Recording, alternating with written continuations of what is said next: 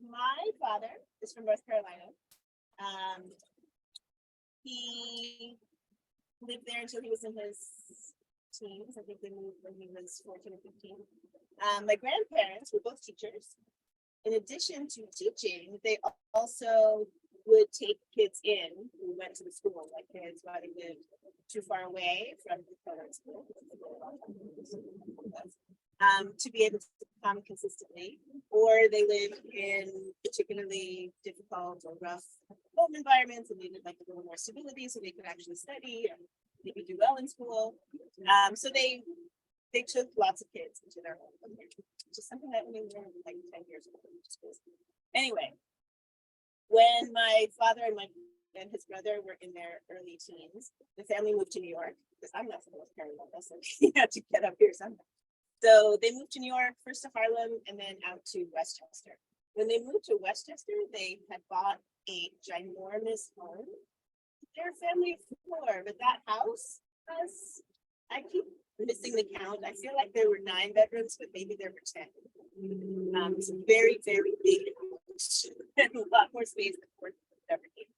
And my grandparents, shortly after they moved out to New Rochelle, began fostering children. So that they could take in kids. And so that was when my father was in his teens. My father was born in 1930, so that was a really long time ago that they started fostering children. And my grandmother was still fostering children up until I was in college. So she was a foster parent for 2 years. All different kinds of kids would be brought to her home. And even at the end of the time that she decided to stop fostering children, there were several of those children who had aged out of the system who then just became boarders in my grandmother's house. So they stayed with her after they were out of foster care. And then, even though she wasn't taking in kids anymore, she took on the management of 2 supportive housing buildings not far from her house. So she's kind of being a foster mom to a bunch of adults who needed supportive housing. So clearly very strong determination to care for people and provide safe housing and a lot of food. She cooked like a mad woman, like giant pots of food on the stove all the time. So when my brother and sister and I were little, we spent a lot of our time on the weekends at my grandparents' house. And so we were always surrounded by this changing sea of children who we just thought of as an extension of our siblinghood. It wasn't like, oh, those are the foster children. It was like, no, those are the kids who are in our family. Some were older than us, and so they grew up to become people that, we called our aunts and uncles. The kids who are our age and younger were our brothers and sisters. And they were, like I said before, all different kinds of children. Because my grandmother's house was so big, and I say my grandmother's house because my grandfather passed when I was little, so she just kept fostering alone for decades. When, there would be sibling groups who would normally have to be split up because it's hard to place large numbers of children together, but they knew they could bring them to my grandmother, so there would be like 3 brothers, 2 sisters, like there would always be like groups of kids who would come. And they being social services, but also know that they could bring my grandmother kids who might struggle, who might have already been struggling in foster care. So kids who had a reputation for being violent or aggressive or closed off, kids who, I just remember this pair of incredibly beautiful little boys who were brought to the house in the middle of the night. Like they came on Friday at 2 in the morning. We showed up on Saturday. No children. Those 2 little boys, they were, I think, 4 or 5 years old, if I remember correctly, had been left in their home, and their parents had just gone, like their parents had moved away and left them. Thing I can't actually fathom. Like, I want to have grace for those parents. Like, there was obviously a lot going on with them, so we don't just do that. But still, those 2 little boys were not responsible for the lot going on. So they got left. There was one little girl, I have no idea what her story was, but she would sneak away at every opportunity to go behind the garage and eat dirt. And it freaked me out. Eating dirt. Like, I didn't know what to do with it. As a grown-up, I learned more about why children eat dirt, but as a little kid, freaking out. There was another little girl who her entire upper body and both of her arms were covered in burn scars. Like she had accidentally, of course, set herself on fire, and her just, she would later go through a series of surgeries to skin grafts, whatever. But when we knew her as a little child, she was just burned all over. So lots of kids. There was another very beautiful child who none of us could tell if the child was a boy or a girl. And one of the boys in the house asked, was like, Benami, are you a boy or a girl? And Benami just looked at him like he was crazy. He said, I am Benami. And it was the first time, I don't know, I was like maybe like 8 years old. It was the first time it occurred to me that you didn't have to choose. Like you didn't have, like people didn't have to be interacting with you based on whether you were a boy or a girl. You could just say, I am myself. And they just needed to deal with it and move on. And to this day, I have no idea what Benami is, like Benami was Benami. So that's my grandmother's full of all these people. The thing that was true very much for me and my sister, and to a lesser degree to my brother, was that it didn't matter that all these people were so not standard. They were, and we all were part of the group. We were all in the family. We were all my grandmother's baby children. And it didn't occur to me until much later in life that that's kind of the foundation of the fact that it's so easy for me to accept difference in people. It's because I grew up with like ever-changing difference in that house. So okay, set that aside for a second. When I went to summer camp, when I was 7 years old, I learned how to weave. We were going to get there eventually. So I made my first weaving. I wove a very skinny belt when I was 7 and graduated over time until I was 12 when I got to use the giant floor loom and I wove a blanket, which my mother still has hanging in the house. You know, it's hideous. I had no sense of color here.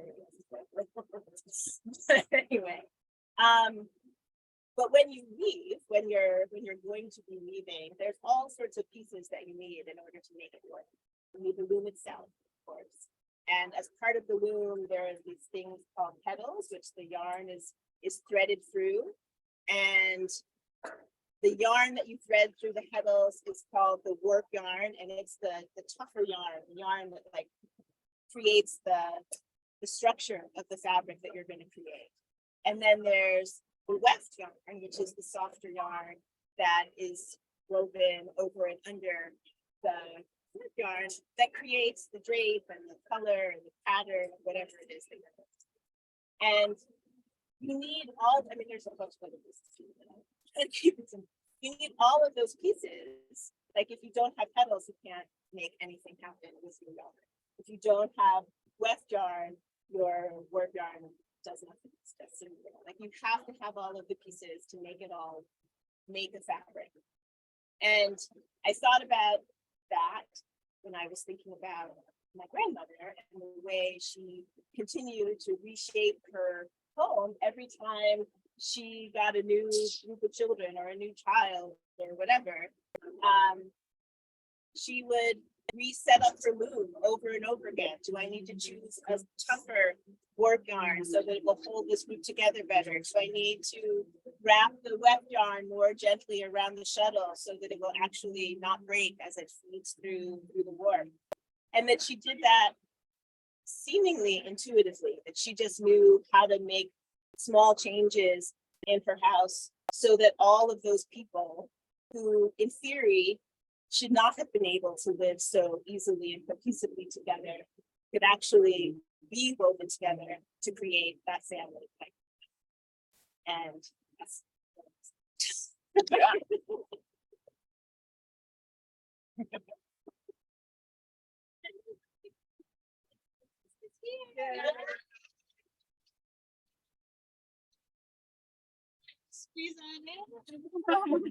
So on to Mary next because I'm Steph. Yes, has to leave early, so I want her to be able to tell their story. But I'm really happy to see you too. Good to see everybody. Thanks for joining us. I'm gonna introduce Mary.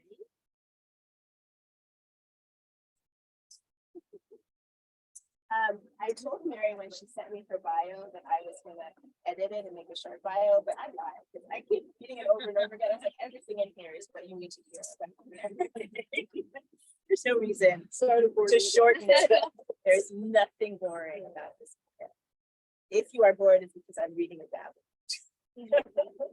So, Mary Edwards, my first formal story time.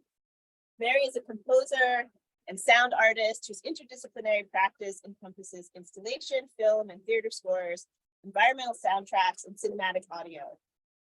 Themes of temporality, impermanence, nostalgia, and the natural world recur throughout her work. She is interested in the invisible architecture and the emotive, historic, and spatial properties of sound. Listening to and describing sounds are an inherent and integral part of her process of conveying how all sounds have the potential to be habitable and can be transformative once you get inside them, as they are simultaneously intimate and immense. In 2021, I don't know how to say this, the Grimshaw Goodbits Art Gallery produced her first career survey, concurring with Something to Behold, her first large-scale public sound installation.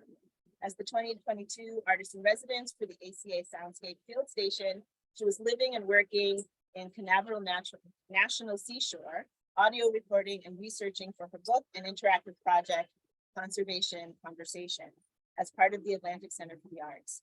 Her other awarded residencies include Penguin Center for the Arts, the Beach Institute, the William T. Davis Conservancy, and the Arctic Circle Residency. In 2023, her work in progress, Everywhere We Are is the Farthest Place, premiered at the Spitsbergen Art Center in Svalbard. The first in a series of odes rather than elegies to the transforming Arctic landscape, comprises a composition and ambient field recordings gathered from landings around Svalbard, while on a sailing expedition on a research vessel above the 78th parallel to record and document the sound properties of glacial geology and oceanographic data. Did I tell you that you needed to know? Her extended discography includes the solo releases A Smile in the Mind, Console, Eastern, Central, and Mountain Pacific, Natural Anthem, Endeavor, a space trilogy inspired by the space shuttle expedition of NASA astronaut J. Jefferson, and Every Day Until Tomorrow, conceptual soundtrack, TWA Terminal 5 at JFK Airport.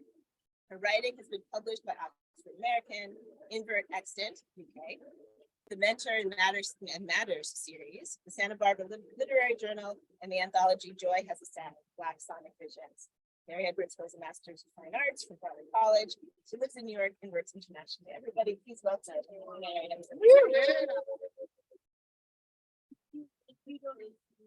So that's the story, and I will thank everybody. Yeah. I don't know how easy it is for you, but I think for some, it's a little easier to hear with the microphone. Right? Oh. Can you hear? I don't know. Maybe it's fine. I was just wondering if you guys have. I might start mumbling, so maybe the microphone. Yeah. You should know that I'm a sound person. It's too loud. Is it good now? Is that gorgeous? Oh, excellent. Good. Thank you. Thank you, Stacie. Thank you, Lana. Thank you, everyone, for being here. My name is Mary Edwards, and I have a story to share with you that I'm just moved by, because to finally get to this point in my life, it started when I was probably about 11 or 12. As I am now, I was a huge nerd. I was probably the only person I knew that wanted a subscription to National Geographic when I was turning, I think, 12 or 13. And my parents granted that. And first issue that came to the mailbox featured the Arctic. Now, the Arctic, which is different from Antarctica, which is south of the globe, anything around the 78th parallel, but a little lower than that, anything that encompasses Norway, Alaska, Canada, parts of the, other parts of the United States, including Alaska, Finland, Russia, anything that is just around that curvature is considered the Arctic. So the Arctic is not one place. It's not one plot of land. It's not like the like Antarctica, which is actually a mass of land.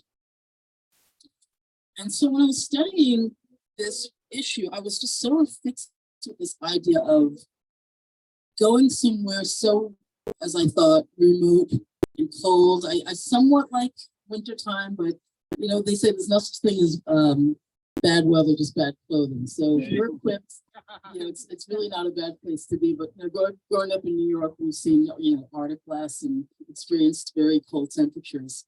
So I opened up the main story on the Arctic, and the first image that caught my eye were the scientists that were in these little black boats, which are sort of an annex of the larger ship that they're on the larger, say, tall ship or explorer, sort of like a satellite. If you were an astronaut and you're going off into a smaller craft to do more detailed exploration, and they were in these black dinghies called Zodiac boats. And I remember looking at that picture and saying, I want to be in that boat. I want to be part of this. And I loved science, but as the years went on, science was really not my big leaning. I ended up going into the arts, and my parents were very supportive of that. And he said, you can be a professional artist. And unlike many of my friends' parents who, shoot the idea of going into the arts, my parents were very encouraging, and they said, just, you study just as hard as you would with anything else, and it's possible. But I couldn't figure out how I would get to the Arctic as an artist. I always thought, okay, that seems like something that's reserved for people who are doing scientific exploration. How am I ever going to get there? And I just couldn't piece it together in my mind. Well, flash forward to about 10 years ago. I was reading the New York Times, and I came across this story about a painter who's originally from Brooklyn. I believe her name is Lisa Gorin, and she's now living up in Massachusetts with her family. They did this full story on her about her endeavors into painting ice, and she would travel everywhere in the world that ice was prevalent. Iceland, Greenland, and in this case, the spread was about her time on this Arctic ship called the name of the boat. It's funny. It has this Antigua. That's why I can't remember it, because it's like, wait a minute, Antigua, Arctic, and there's a story behind that. So I'm reading the story, and I'm looking at her work, and thinking her work is beautiful, but I'm starting to get this like almost like an envy bubbling up. Like, wait a minute, she's an artist. She's in the Arctic. She's on this residency. How do I make that happen? I want to try for this. So I looked up the Arctic Circle residency, and I found out that they were accepting people of all disciplines, and I got really excited about it. I also found out that unlike most residencies that sort of support you and grant you along the way to do your work and give you a place to do that, this one, it subsidizes part of that, but it's also very expensive. So in order for it to happen, you need time and money. And oftentimes in our life, we have money and no time, or we have plenty of time and not a lot of money. So when I finally got to that point where two intersected, I jumped at the opportunity and I applied. I didn't think I would get it on my first try, but I did. And I was really excited about it. And that happened to be late January, early February of 2020. So you know where the story's going next.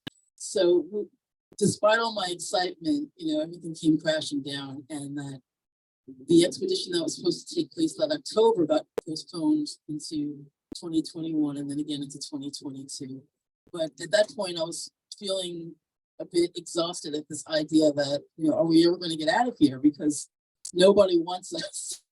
If you lived in Europe, at that point, if you lived in Europe, you could travel within Europe, but they still didn't want us from the United States just yet. They still felt our cootie quotient was still too high. So ultimately, they released the hounds and we were off and running late last year. And I finally went and I was really excited about it. And I knew what I wanted to do. I knew that as someone who did pursue the arts, specifically music and sound, I wanted to compose a piece about the transforming Arctic landscape. When I was on the boat, I met a cohort of about 28 people who everybody was doing different things, even though some of us were sound people, some of us were painters. We hung out in our groups, but we all intersected. We all learned from each other about how our art would translate this Arctic experience. And somebody came up to me and asked, so what are you going to do for your project? And I said, I'm going to compose a piece about the Arctic.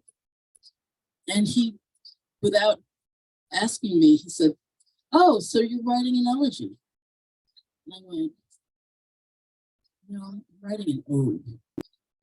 What was happening on this ship, and as I'm sure it was happening with other expeditions over the past couple of years, is that this talk about the Arctic transforming, of course, is connected to our hot button topic of climate change. And that there's a lot of sadness, there's a lot of mournfulness around, these large glaciers melting and how it seems the Arctic is the nexus of how the world works. And I had a completely different idea about it. I said, in my research, I found that once upon a time, granted it was millions of years ago, the Arctic was actually tropical.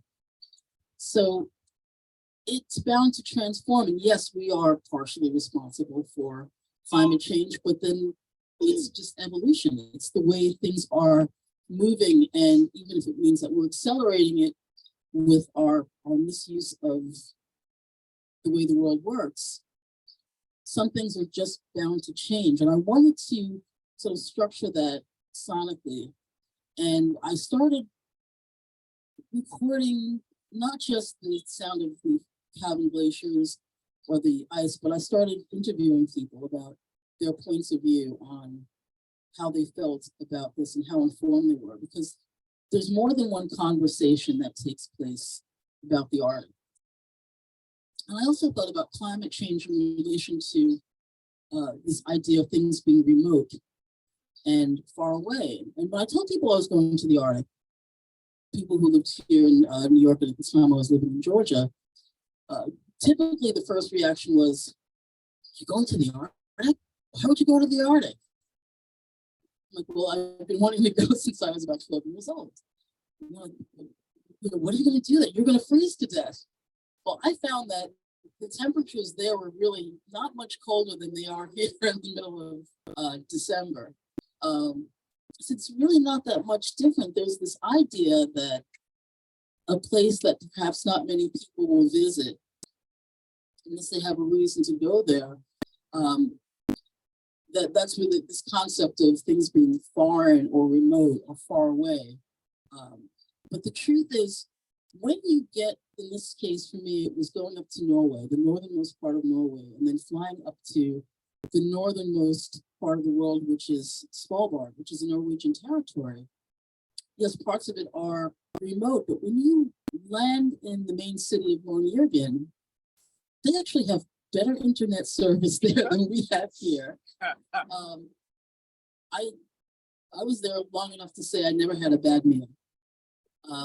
They have, international host of chefs in all the restaurants, and the food is just exquisite. And granted, we talk about how severe is our individual carbon footprint where we are. Well, they take the hit because things are constantly imported. For their comfort, I never really had a cold day once I was indoors. Everywhere you go is warm. It's comfortable. It's not until you go to the outskirts of the city of Longyearbyen and you go into the more wilderness, wilder areas where you actually see polar bears, which I did.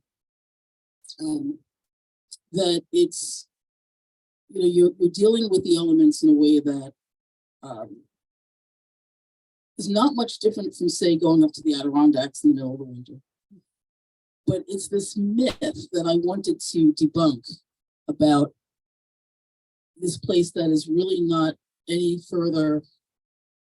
Once you get there and you realize, oh, you know, we have commonalities.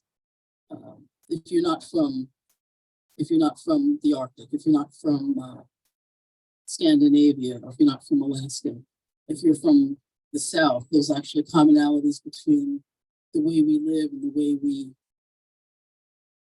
structure our lives and love, and it's really no different. So I thought about naming this piece "Everywhere We Are is the Farthest Place," and I could really identify with that. I don't know how many of you here are native New Yorkers, but I'm from Staten Island, and it's really hard to get people to visit you when you live in Staten Island.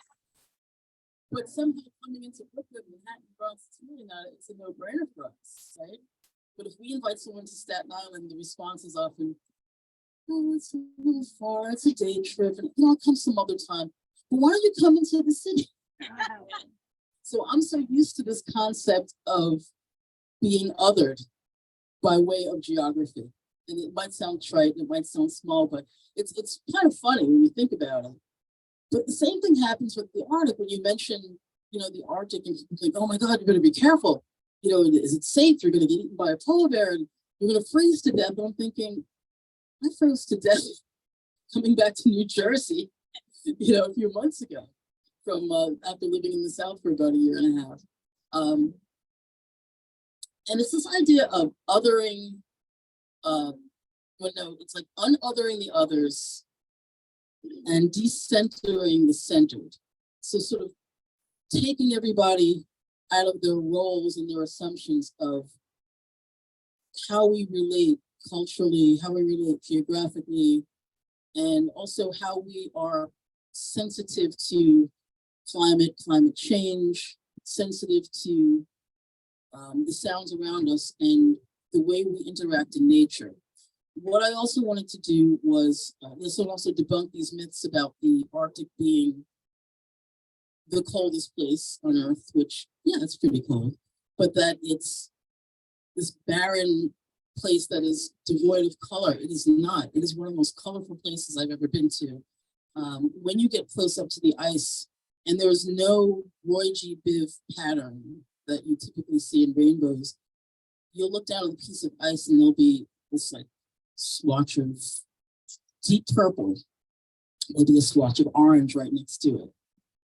You know, colors that oppose each other. We talk about color theory, Stacie. Nature doesn't always have color theory either.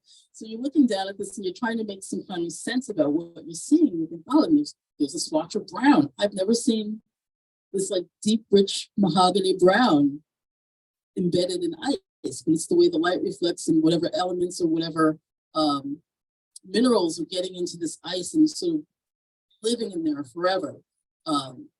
Also to capture sounds, because oftentimes there's this notion, if you've never been to the Arctic, that it's just devoid of sound. In fact, it's not outer space, but interestingly enough, like space, NASA sends their astronauts in training to places like Svalbard, to places like the desert out west here in the United States, to places that are perceived as remote. But if you pay attention to the details, there are visuals that you didn't imagine you'd ever see, or sounds you didn't even imagine that you'd hear. So what I did was I recorded all these different sounds, the beluga whales, I recorded the Cavan glaciers, I recorded conversations, but I really wanted it to be about sounds that one finds in nature, and I brought them back. How are we doing in time, by the way? Okay, so I brought these sounds back, I put them together, and I assembled a soundscape. And then I started composing a piece of music around it using the keyboard and an instrument. But interestingly enough, it's called a waterphone, which if you've never seen a waterphone before, you've probably heard a waterphone and didn't know you heard the waterphone, because it's used a lot in horror films. It's used in nature documentaries. Anytime you want to emulate the sound of screeching or something that sounds ominous or something that sounds very detailed, like the sound of whale song, you can get that from this waterphone. I'm going to demonstrate that to you.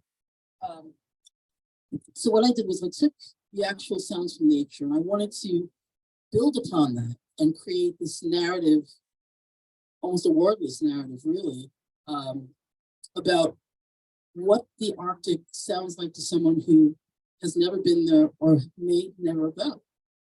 And I actually went back, and so I went the first time on this expedition in October, put the piece together when I got back home, and then I went back out there in February of this year and brought it to the Spitsbergen Artist Gallery. And I'm going to give you a little sample of what I heard when I was in the Arctic. So to play this instrument dry, you can use a bow, you can use mallets. And as you can hear, it's quite resonant.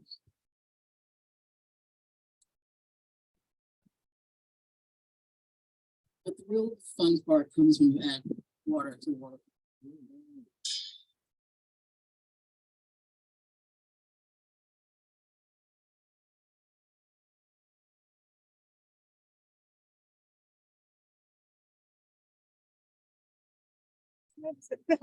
And you don't need to add too much.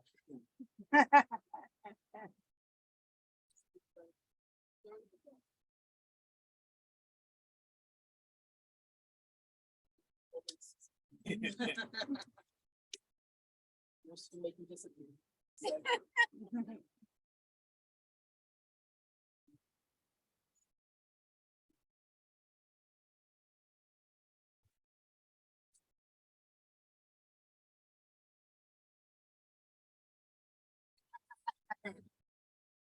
Perfect, thank you, Colosi. There's something to be said about playing this outside because one of my favorite composers who I sort of consider a mentor, his name is John Luther Adams. He also does a lot of environmental composing, and he writes music with the intent of it being played outside because he wants the audience to hear what's called aleatoric music, which is like chance music. So while you're playing what's written on the page or how you compose something, then there's all this ambient sound that, as he considers it, you're never going to hear the same thing twice, but what you hear is certainly not a mistake. So you just heard that revving of the engine, you can consider that part of the soundscape also. Sure. Let me do something for you in just a moment.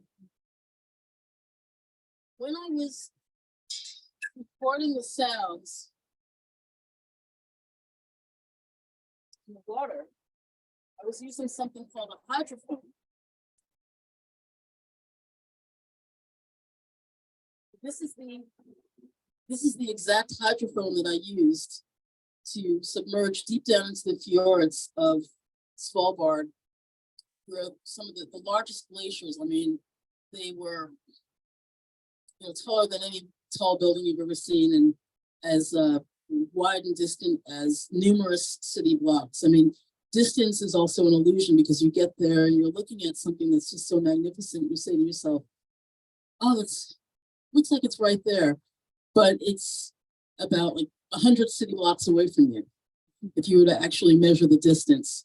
But the illusion is that because it's so enormous and sublime, it feels like it's sort of right in your foreground, and it's really not. So the cool thing about the hydrophone is when it's not being used in water, I put on this contact mic cap. I place it on my water phone. Hook it up to a small speaker. Oh, and then you get something like that. So,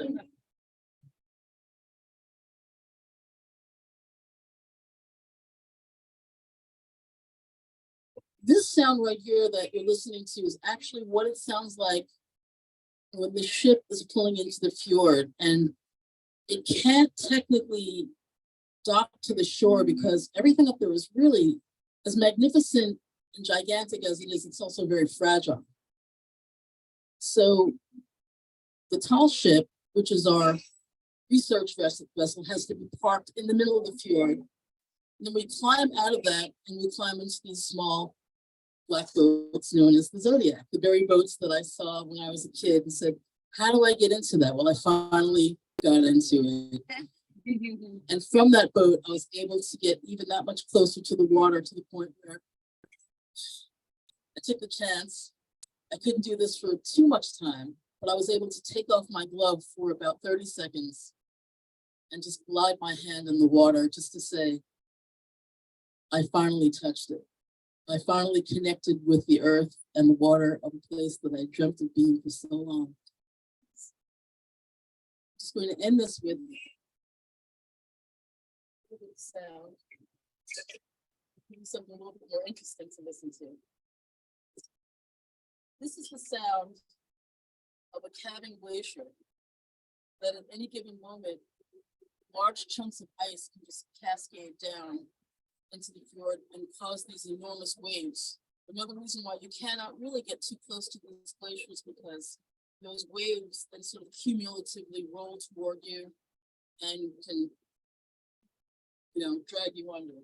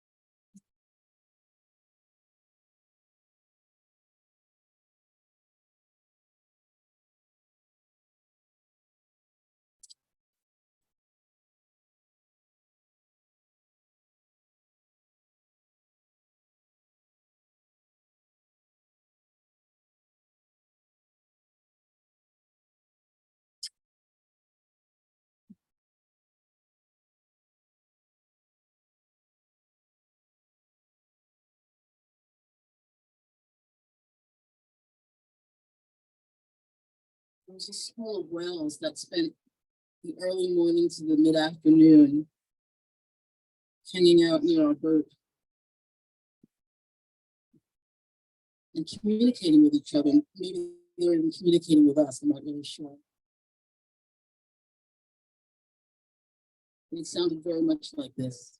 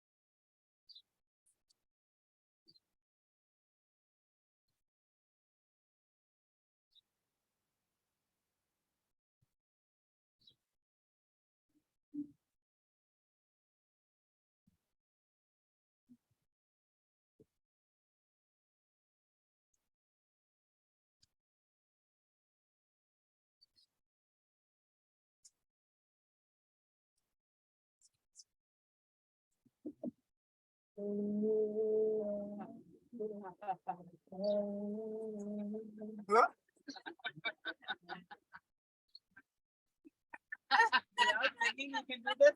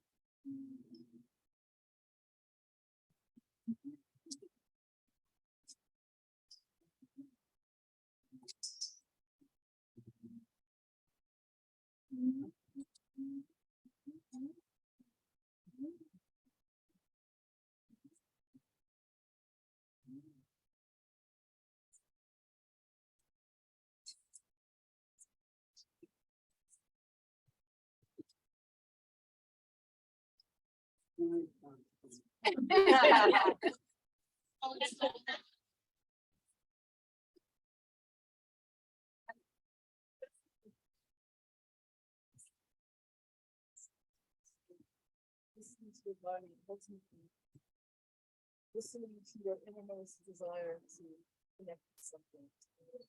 Maybe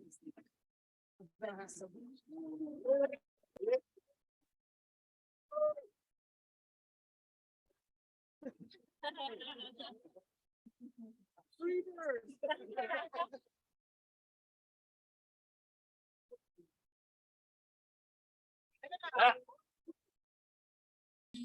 So, guys, she's toured with some of my favorite legendary comics. She's touring with Andrew Dice Clay. All right. She toured with Paul Mooney. She worked at the Comedy Store. You've seen her so many different programs. One of my favorite shows, Boy Meets World. Oh my God. BET's Comic Mania, Stand Up Mother, Damn Sports Show Period, and films like Strange Days, Nixon. And she was also featured on Vinny Pastore's The Wise Guy Show. Also love him on Sirius XM. There's too much, Christy. I'm sorry. I have to cut it down.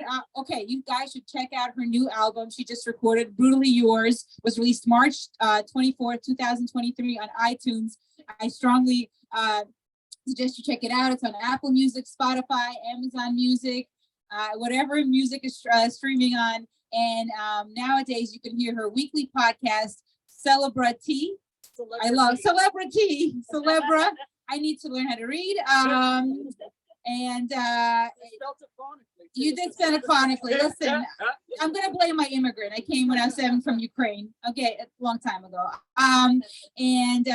She's been currently on Mark Cuban's Fireside app, and her weekly all things stand-up comedy, old school, new school comedy podcast on iTunes, Spotify, iHeartRadio.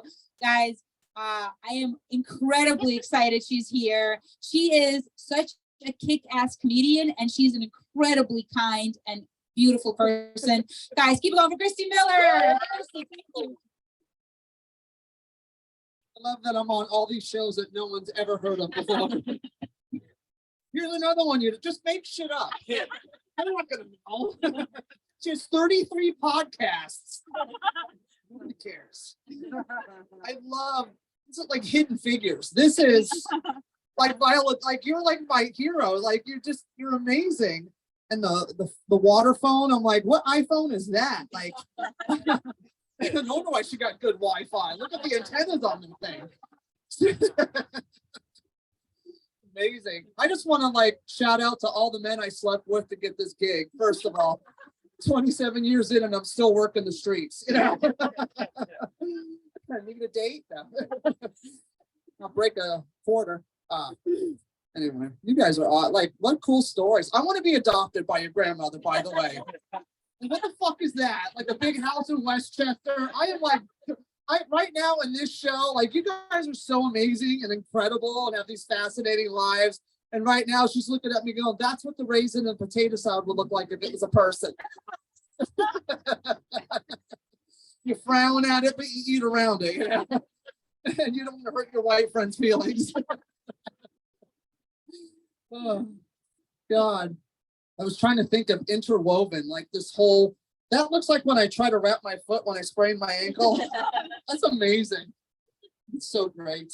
I don't even know. It looks like a big giant penis. That's why I need to get laid. This is bad. Maybe I'll wrap my guys sitting around with floral shit on it. I'll put you in the art museum. I love this garage. This is great. You guys are awesome. I'm just a horrible person. Sorry. She's like, why is China the wrestler standing in front of us right now? I thought she was dead. You don't even know who China the wrestler is, are you? Like an Okay, that's a really big word for me. You're killing me right now. Well, China was one of the greatest wrestlers. She's my favorite wrestler from the WWE. The first female to be an actual WWE superstar, breaking barriers. I loved her, and she was banging Triple H or Preparation H or H&H Bagels, whatever his name is. Hate that guy. And they broke up, and he got her fired and banned. And she ended up not being able to work anymore. So what does an ex-wrestler coming off of steroids do? Porn. So she got into porn, and she, coming off of steroids, it dries out your joints when you come off of it. When you do too much steroids, your joints dry out. So that's where the pain comes from. So they all get hooked on oxycodone and stuff like that. You know, not that I would know that, but so she ended up getting addicted to heroin from that, ODing, doing porn, and dying. Why are you owing? That's how I want to die. Why introduce me into that lifestyle? Excuse me.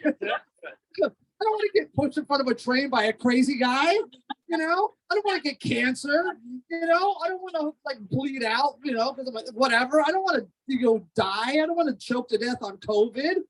I want to be dicked down by 8 dudes, getting high with a needle hanging out my arm, just flying high.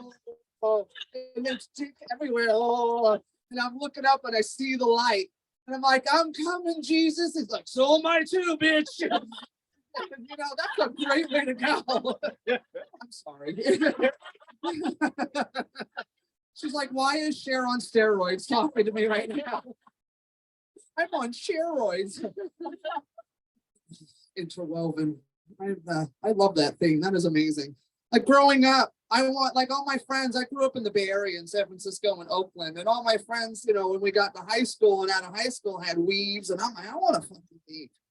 I want to be interwoven, my hair. And then you go to the hairdresser, no, you get hair extensions.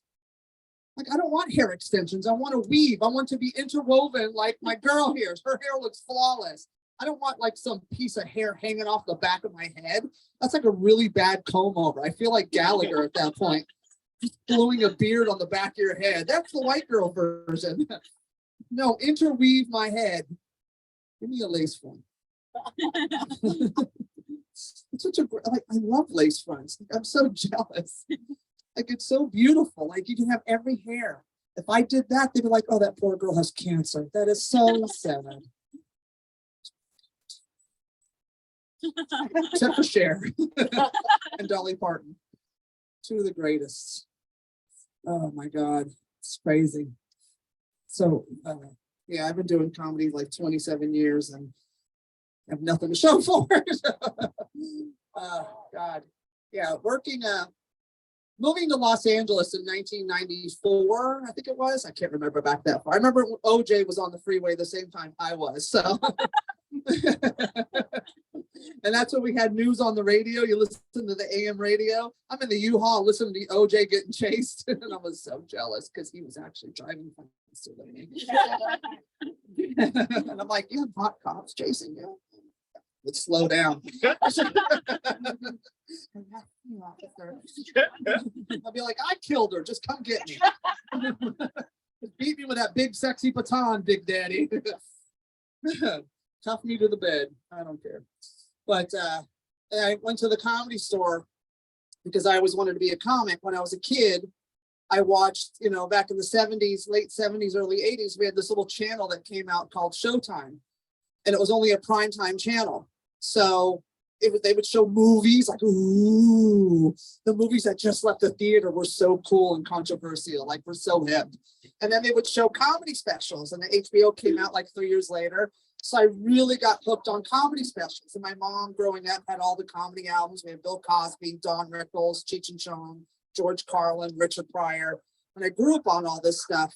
And I remember watching, it was a San Francisco Big Laugh Off, and it was the 4 comics on there was Johnny Dark, Marshall Warfield, the Reverend George Wallace, before he got kicked out of the church and became George Wallace. You don't even know who George Wallace is. He's a legend. You love him. You would love him. He's amazing. And you know George Wallace, right? You lived in Georgia, so of course. He lives in Atlanta. Oh, so you grew up, so you know. I grew up listening to the same music. You did? So are we? I knew we were related. Yes.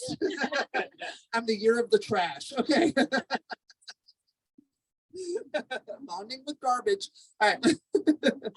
But I grew up watching them like I was like 7 years old. I'm like, that's what I want to do with my life. Just watching people laugh and feeling that energy of people laughing was so like the most amazing thing I could ever experience. It was more than nothing else brought me any like happiness like that did. Just seeing someone laugh, or even to this day, like if I go to a store, I'll just crack jokes with them. I know everybody hates their job and they're miserable. You ever been to Dwayne Reed in the afternoon? And the bitch is like, oh, what?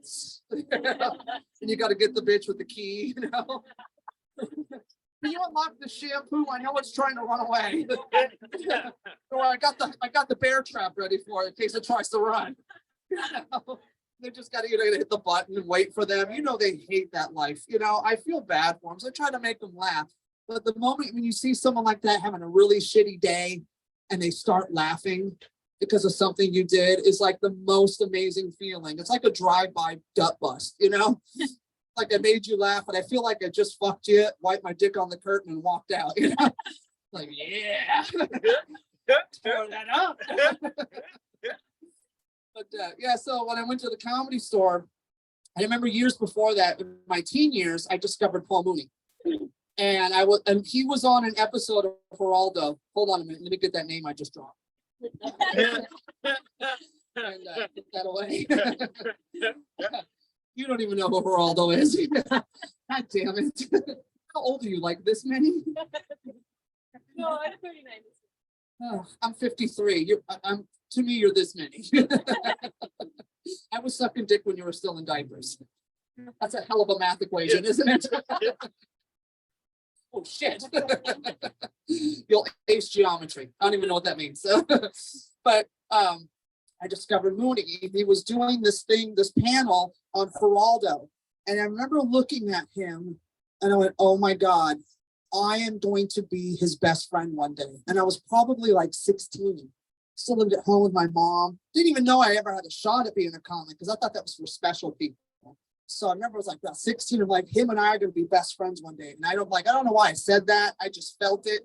And then years later, when I was 24, I moved to LA. I worked on this little movie called Strange Days for a few months. And then when that wrapped, my best friend goes, if you don't take your ass to the Comedy Store and get on an open mic, I'm going to kill you. Because I'm sick of listening to you. So I said, all right, I'll make a deal. I'll go to the Comedy Store and I'll apply for a job as a cocktail waitress. That means I'm supposed to be in that building. And then there I'll learn and watch and do open mics and start it that way. If I don't get the job, I'm not supposed to be in that building and I have to go another direction.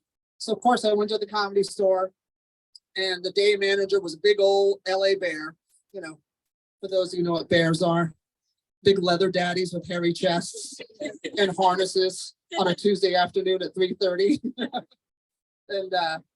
And Dave Schuler was our day manager at the time. He was a big bear, and all my friends were all my gays and my WeHo crew. And we bonded instantly. Within 3 minutes, I had the job. So I'm like, all right, I'm supposed to be here. So I start work. In the first week that I was there, after my shift, my section wrapped, I'm holding a soda and I'm talking to one of the other waitresses. In the door walks Paul Mooney. And I dropped my glass. And Eleanor was like, what is the matter with you? And I go, that's Paul Mooney. And in my head, I'm like, when I was 16, I never thought I would meet this man, let alone, and I didn't know how the Comedy Store worked. I was only there for a week. So I didn't know that they were there all the time. I just thought it was like a once in a lifetime shot. And I'm like, all right. She goes, yeah, it's Paul. We're going to be here till 4 a.m. He never shuts up. and I'm like, it's Paul fucking Mooney. I go, do you understand who this is? And she goes, yeah, we're stuck here all night. She's like, you're retarded. You walk away. She's like, something wrong with you.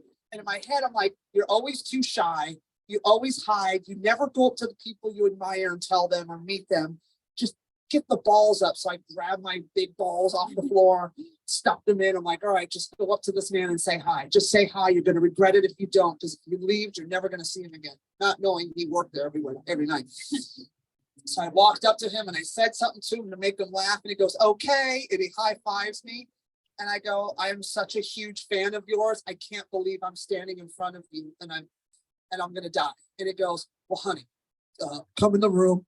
I'm going on next. You can come watch. And I was like, yeah, I'm going to come watch. This is the legend, you know? So I went in there and sat in the back and he went on for an hour for 2 people that were drunk and had been there since 8 o'clock.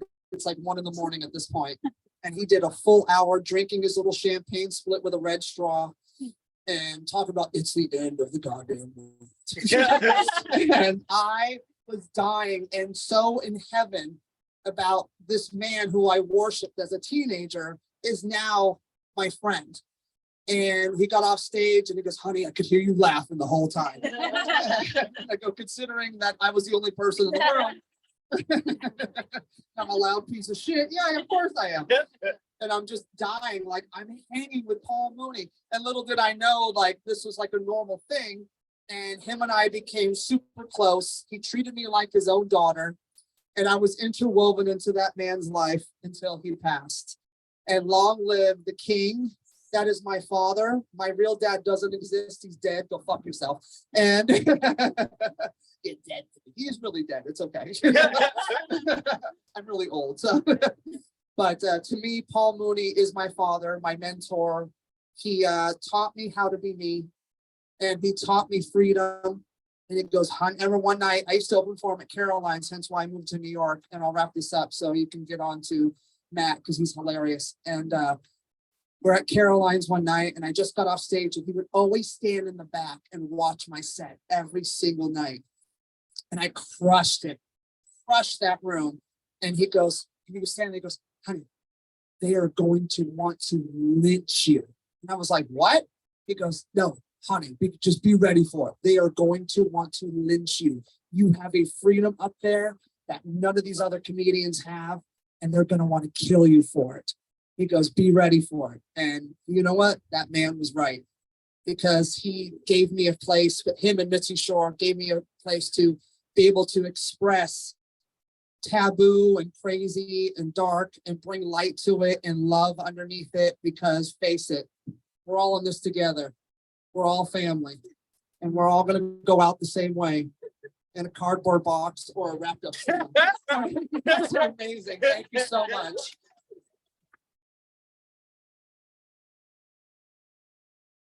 Guys, Christy Miller, I can't believe you're here. Thank you. So I have chills. My stomach hurts from laughing. I'm glad I don't have to follow that.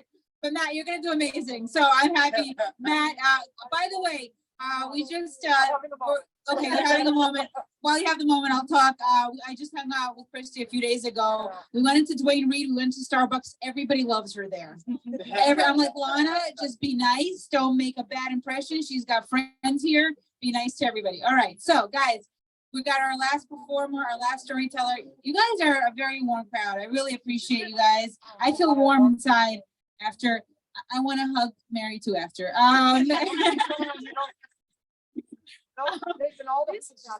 Yes, oh my God, guys, are you ready for your last storyteller? I'm so excited that he's here. Oh my, incredibly accomplished. Guys, Matt Vita, he's an accomplished comedian, actor, director. I think I just turned this off. He recorded his debut hour-long comedy special just about a month ago, April 2023, and he's actually touring right now. And he's the co-founder of a very successful comedy festival in Vermont. And he made his TV debut 2022 opposite Queen Latifah on CBS, and had several major TV and film performances slated to be released in 2023. Check out his podcast, Talking Pee, the opposite of talking shit. I love that title, which he co-hosts with another really incredible comic, Will Papora. And it's going to be debuting in the spring. Guys, keep it going for Vita.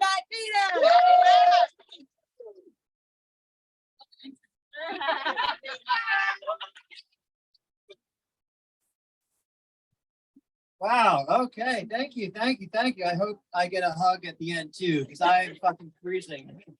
Woo, just warm me up, even if you hate me. So I love water parks.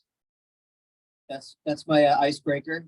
I love water parks. I love surfing. I love snowboarding. And 3 months ago, after having like a silly office job and kind of doing the arts on the side ever since I was like 10 years old, I finally quit my day job. So for the last 3 months, I've been following my passion full time, trying to, put that all together. So Lana was very nice for her intro, reading my bio. Some of the things I do for money now is I do stand-up comedy. I've directed and produced a couple of indie films. I get hired to write jingles sometimes for companies. I've got a workshop that I do, improv for business professionals. So these are all things that you can hire me to do if you like what I do. I've come up with like a lot of really pathetic ideas to try to make money in the creative world. So like a week and a half ago, I had this idea to get new business cards printed. And the idea was to get a QR code on the front of the card that went directly to my Venmo. And I was going to write a quote on there that said, comics are like bartenders for your funny bone. And then since a lot of times in New York, you don't get paid to do comedy, I would hand them out after the show. So that was my idea. I've got a really good friend, Will Papora. He's a co-host of this podcast I've got coming out. He's kind of like my sounding board. It's always good in life to have like someone that you can really trust with like your ideas. Someone that's going to tell you you're being silly when you're being silly, or tell you like, oh, this is a good idea when it's a good idea. So I texted him late night because comics don't sleep. I actually had mocked up the entire business card. I texted him the idea. I was like, dude, do you think this is a good idea? And he didn't respond.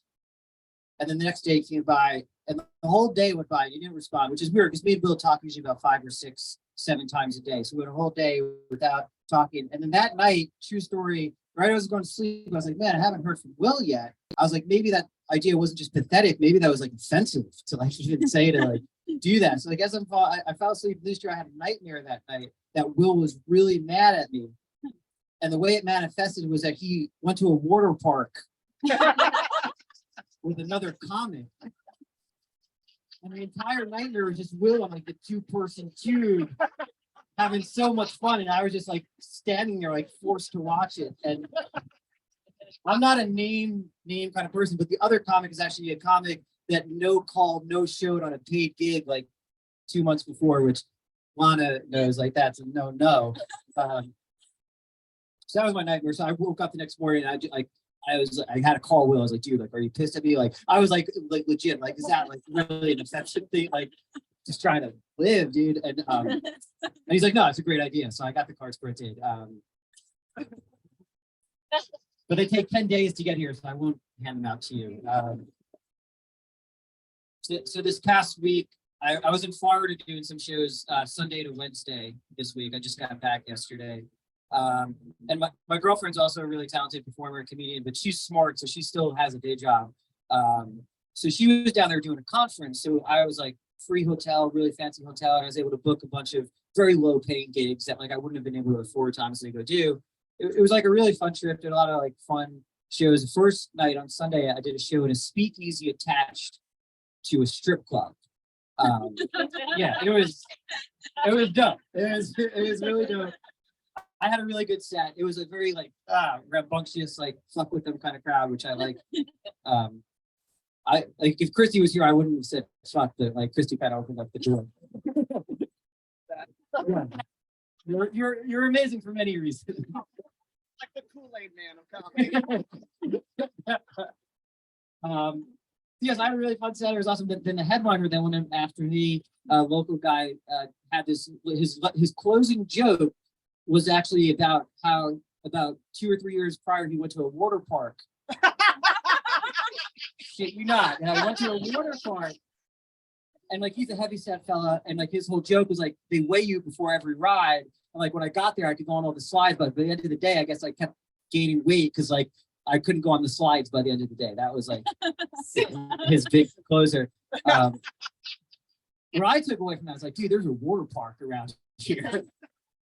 Check that out. So sure enough, I went back to my hotel room and I started Google searching like water park, and it was 15 minutes from the hotel room. And sure enough, like it looked badass. You know what I'm saying? So now I had a quandary because like I've got another group of like really close friends, not comics, that are like another sounding board. And I'm texting them because normally when I love water parks. I go to them a lot, but typically with my girlfriend. Because I'm trying to figure out and mess with my friends, like, can I, a 38-year-old man that looks like this, can I go solo to a water park? Right? I mean, what do you folks think? No, she's like, no. So my friends kind of gave me this answer, like, you should go, but it's like, I know them. I've known these people for 30 years. Like, they want to hear the story of what's going to happen if I go by myself. So I landed on like, no, I can't do that. So next 4 weeks up, I'm staying in West Palm Beach. I was like, let me just go for a run. I do run a lot. I usually run about 60 miles a day. It just kind of clears my head. It's kind of like my me time. It is hard for me to run because like when I'm running, like it doesn't really look like I'm exercising. Like usually it looks like I'm just around the hot topic. And like literally at least like 2 or 3 times a week in Brooklyn when I'm running, like someone yells some sort of like Forrest Gump joke at me. Like that's just, but I don't know. I lean into it. So I was in West Palm. Miami's about 60 miles south of there, and I was running south on the beach. And like the first stretch was like by like the resorts, and then I was in like more of like a remote area. So I came up with this bit because similar to Christy, like one of the many reasons I love Christy, like I love kind of fucking with people all the time, like spreading joy. So the bit I came up with just to amuse myself is when I got to the remote areas, I'd be running and there'd be like 100 yards, but there'd be no people, there'd be like 2 people, and I would just run by, I'd be like, "Is this the way to Miami?" And like I'm getting laughs, so I'm like, all right, this is cool, getting exercise and laughs. That's fun. Before I tell you the next part, I gotta confess something. How do I say this? I'm a rapper. Yeah. I am a rapper. I could prove it. Do you guys want me to rap? Yeah. Okay. All right. Normally in my stand-up, I do a little bit of rap just to kind of show everyone I'm a multi-trick pony. I've got this one rap about this like 80-year-old dude's balls, but I feel like Christy covered the balls. You guys know Microsoft Excel? You guys, yeah, okay. Do you want? I'll give you my Microsoft Excel. Okay. If you like it, there's a music video you can check out online. But this is the rap. It's like, I want to export your data and put it in a spreadsheet. Do some cool equations like summations that will look neat when I put it in a graph. You won't believe the math. As I move past the x-axis, got you raising like the taxes. Then I go back to my data table, pivot, cause I'm able. Look at year over year figures to make sure the sequentials aren't a favor. Essential for me to see how they cook up. 9,000 lines it took up. Ain't got time to tab and drag, so I use a V. Look up, that's how I got the answer I need. Optimizing the computing speed. Like a boss, I go to the source and dig it to the RSS. D and DIRSD. To a web community webinar to get the gnarliest macro soon to be locked into my hot keys. Like your vision will be basic. I'm like programmer. Please take my free things. I'm the best there ever was. Put this up on BuzzFeed. I'll download the data to my hits because kid, I'm gonna make it. All right. Thank you. Yep. Like I tell my mom, even if you don't like me, I'm objectively good at rapping, right? So I just want to establish I'm a rapper, with good credence. So back to the story. So I'm running south towards Miami, messing with people. Like, yeah, how far is Miami? So like another group comes up. I do the bit again. I'm like, how much further to Miami? And there's this dude standing there drinking a beer, smoking like how like kids do weed these days, like one of the like plastic things. And he like stopped. And you could tell like he like really took it in. He like He's like, well, dude, it's like 60 miles. And he's kind of like assessing. He's like, you look like you're kind of in shape. And he's like, give me like a real like heartfelt answer. So I stop and I start talking to the dude. And I'm like, dude, I'm just messing with you. Like, I am actually going to Miami tonight. I've got 3 spots. Well, Bob doing shows. And he's like, stop. He's like, shows? What are you talking about? I was like, yeah, I'm a comic. He's like, shut up. He's like, I'm a comic. And now I'm going to ask a statistical question. What do you think the percentage likelihood is that I, a white rapping comic dude that looks like this, would run into one of the 3 rapping comics from Florida on a remote stretch of sands? Because whatever you thought, it's 100% that happened that day. I was like, dude, I'm a rapping comic. Like, we're both losers. So like we're riffing. I'm just in my board shorts. So he takes out his phone, like he starts like looking up some of my music, like he's pulling up some of his music. He's like, dude, you're dope. I'm like, yes, I know. And he's like, dude, come to the lab. Which, like, if you don't know, that's like where rap songs get made. He's like, come to the lab tomorrow, like let's do a track. And I'm like, no doubt, like I don't have my phone. Here's my phone number. Text me, like let's see what happens. So I keep running, blah blah blah. Go back. That night I did shows in Miami. That's where I got this hat. Another little interwoven fact, my buddy who also lives in Brooklyn down the block from me, happened to be in Florida, surprised me, showed up to my spot in Miami, punched me in the stomach and put this hat on my head. So I feel like I have to wear it now. So, yeah, Miami was sick. I got home at like 3:30 in the morning, wound up doing 3 spots. It was great. Then I drive like an hour and a half home. Next morning, woke up, Jay Sway, that was the dude's name. He did actually text me. He was like, Matt, like, what's up? Like get over here, like let's do a track, like, you know, let's go collab in the lab. And like it was such like a cool moment, but like I was just kind of like, I don't know, it's like I didn't want to like feel that whole like vibes. Like I texted him back and I was just like, do you want to go to the water park instead? And this dude's like, yeah. So 2 grown-ass men that 24 hours earlier didn't even know who each other were, went to the water park and confirmed it was badass. It was awesome. And that's kind of my story, but I feel like there's like 3 take home that I'd like to like leave with you. Like number 1, I listened to a bunch of things up top that you could pay me to do. And like you could hire me to do any of those things. I could continue to go to Florida to meet people and go to the water park with them. But no, the 3 takeaways, it's like, you know, 1, like socialize your goals. You know what I'm saying? Like just put it into the ether. Like, you know, like I mentioned, I'm doing all these things just because it's good to say it. It's good to put it into the universe because things come back to you. You know what I'm saying? And like, I want to go to a water park. So I talk about water park.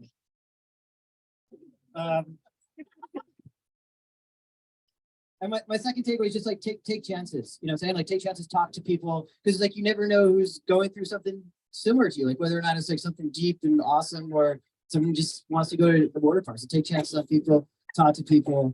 And the last takeaway is just, you know, life is short, you know, so like I always tell people, don't take it too seriously because it's a lot more fun when you're laughing or at a water park. You know, I don't have a water instrument, but I did in preparation for this gig bring a take home.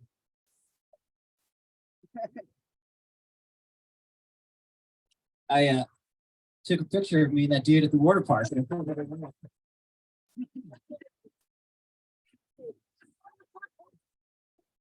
that QR code doesn't go to my Venmo, it just goes to my social media. So please follow me.